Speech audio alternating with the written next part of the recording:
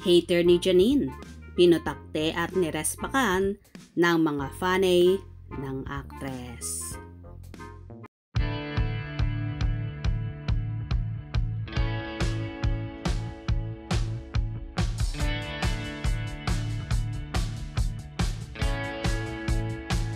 Kaloka na talaga ang mga tao sa ngayon. Ang bilis-bilis ng mag-judge ng tao kahit kaunting bagay ay pilit pinalalaki.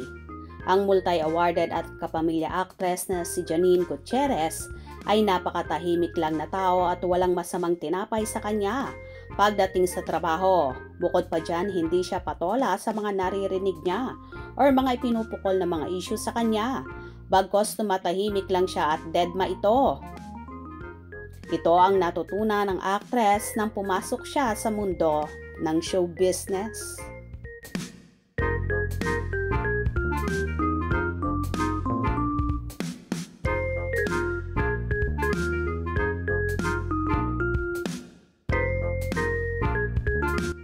Samantala, may hater na nakapasok sa page ng mga fanay ng actress kung saan nilait niya at binash ang dalaga.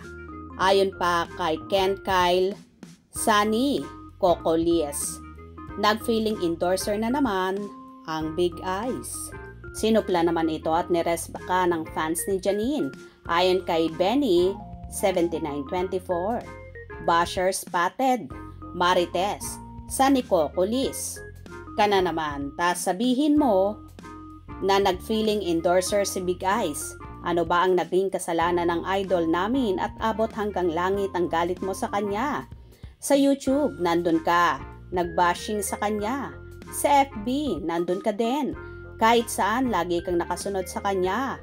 You're number one basher and hater of Miss Janine Gutierrez. Kailan ka kaya mananahimik sa pangbabasya kanya? Kung manahimik din kayo, Mang Bash, masakit palang ma-back to you. Ikaw lagi ang nambabash kay Janine. Tahimik ang kampo namin pero ikaw non-stop. Sino ba ang binabash namin? Wala eh. Page ito ng fans ni Miss Janine Gutierrez. Pumasok ka. Labas ka dito. Ok. Anong salubing ko? Ilabas ko talaga. I don't care. And I don't mind. I hate her. Bakit? Inagaw niya ba sa'yo ang asawa mo? Bakit ka super hate sa kanya? Hindi kanya kilala at hindi mo rin siya kilala.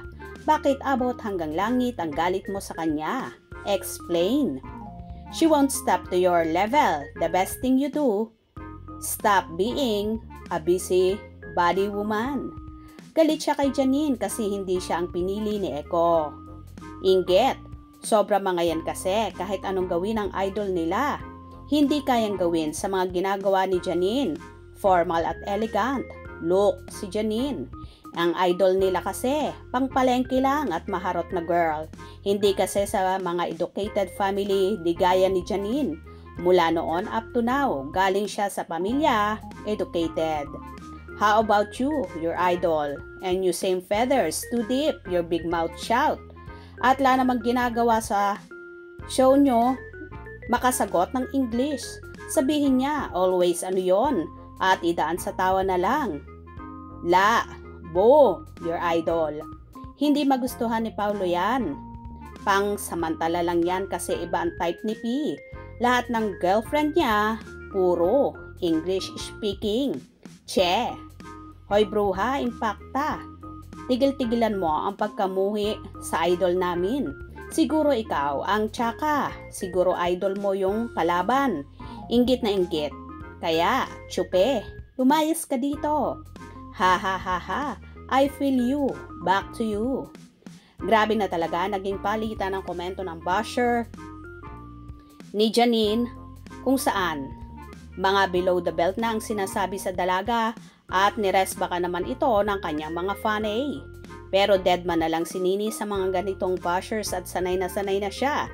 At hindi siya ang tipo ng babae na patola kaya okay lang yan. Hindi apektado si Nini sa mga taong makikitid ang utak. Basta ang importante, happy siya sa buhay niya, lalong higit sa buhay pag-ibig niya. Gets mo ba, hater?